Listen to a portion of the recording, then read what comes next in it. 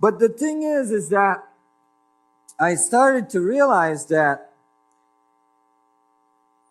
when you read the Bible, the Ark of the Covenant, this box-like object, was supposed to have been built at the foot of Mount Sinai after Moses crossed the Red Sea. So I was confused because when I read the crossing of the Red Sea, I was struck that it said here, by day the Lord went ahead of them. They are going towards the Red Sea, fleeing from Egypt.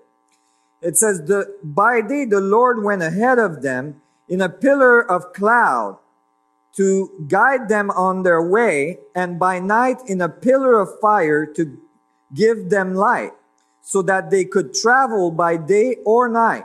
Neither the pillar of cloud by day, nor the pillar of fire by night left in its place in front of the people.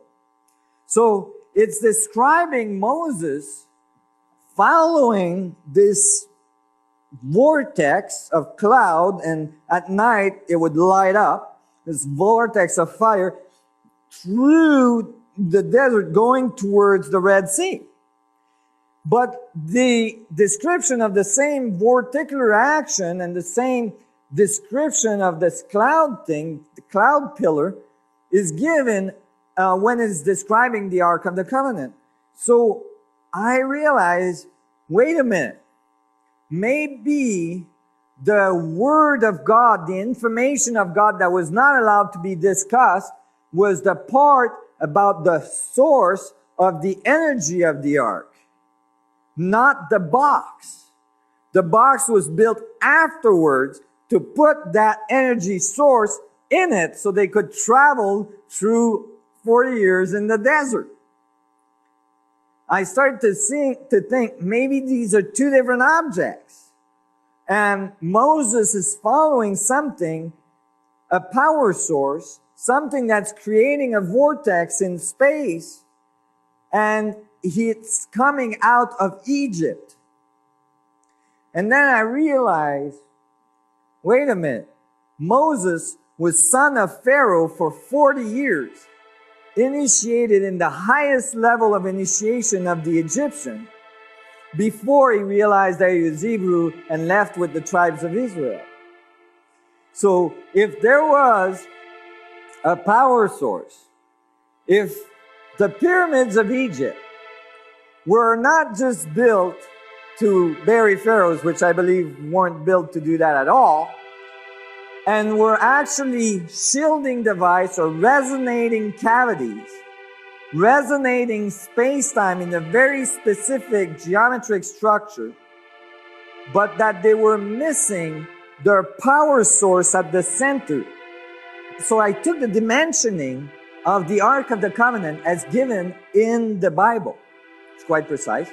And I got the dimensioning of the inside of the sarcophagus in the Grand Pyramid of Giza. And it was a perfect match. That is, if you have the Ark of the Covenant built, you will be able to lower that box into the sarcophagus of the Grand Pyramid at Giza, okay? And it will fit perfectly on the side and perfectly on the length so that you can lower it with the poles and push the poles in, which are telescopic on the ark. And then I realized that the inside volume inside the sarcophagus is exactly half of the outside volume of that sarcophagus. Exactly, I mean, very highly precisely.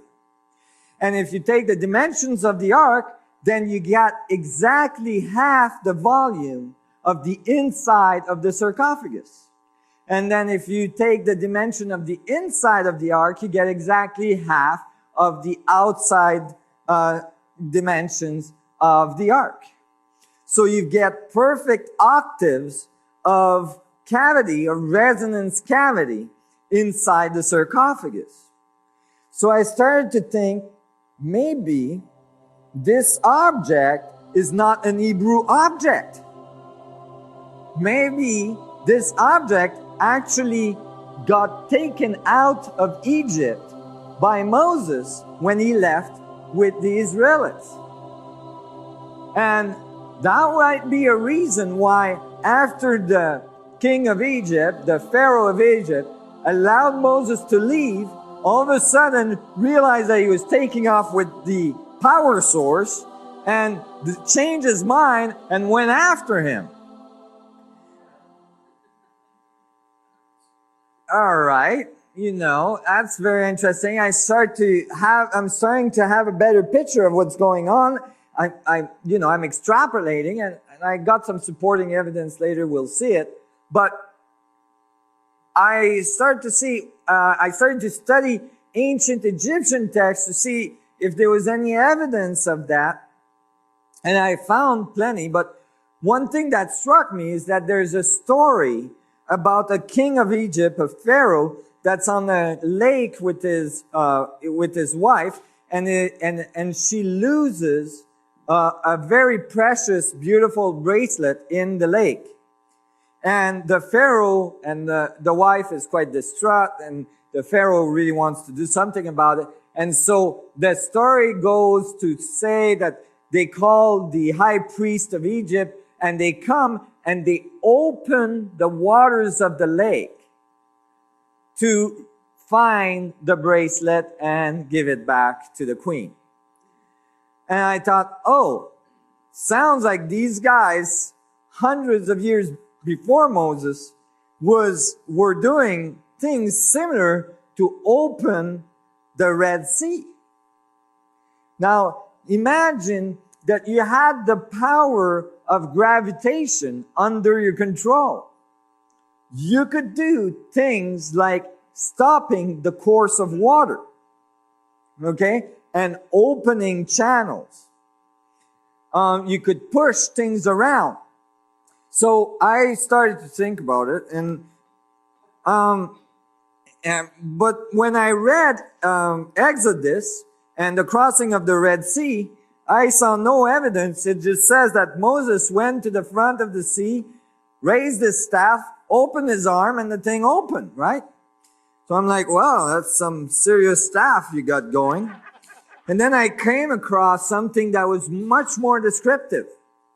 And that's typically lost by the scholars.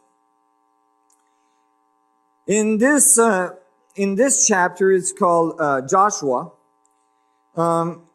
In Joshua is much later after Moses. They've gone through the desert. Moses is now gone, is dead. And Joshua is in charge of the Israelites. And they arrive upon the Jordan, which is a large river, especially when it's running at flood level. And they mention in here that it is running at flood level. And they need to cross the river. And they don't know how to do it. At the time, there was no bridges. And so they are in a conundrum, and Joshua is instructed to take the ark and put all the high priests on the ark and then walk the ark into the Jordan. It's got the parting of the Jordan. And in this case, it's quite descriptive. It's quite amazing. It says, and the priests came out of the river carrying the ark of the covenant of the Lord. No sooner they had set their feet on dry ground than the water of the Jordan returned to their place and ran at flood stage as before. So here it's quite very, very direct about using the ark to actually stop the course of the water of the Jordan, let the tribes of Israel go through, and then as soon as they got out of there, the gravitational field or whatever you want to call it, allowed the water to start running again. One thing that's really omitted is the paragraph right after, or shortly after. Paragraph 23, for the Lord your God dried up the Jordan before you until you had crossed over. Remember, the Lord is the tetragrammaton described as the Ark of the Covenant. The Lord your God did to the Jordan just what it had done to the Red Sea when he dried it up before us until we had crossed over. in this paragraph, very specifically, it says that the reason the Red Sea was crossed and opened up is because it was the Ark of the Covenant that was used to do it.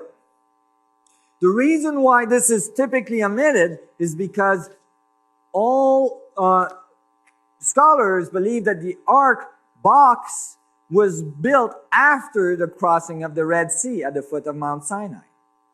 But the source power of that Ark box might have come right out of Egypt.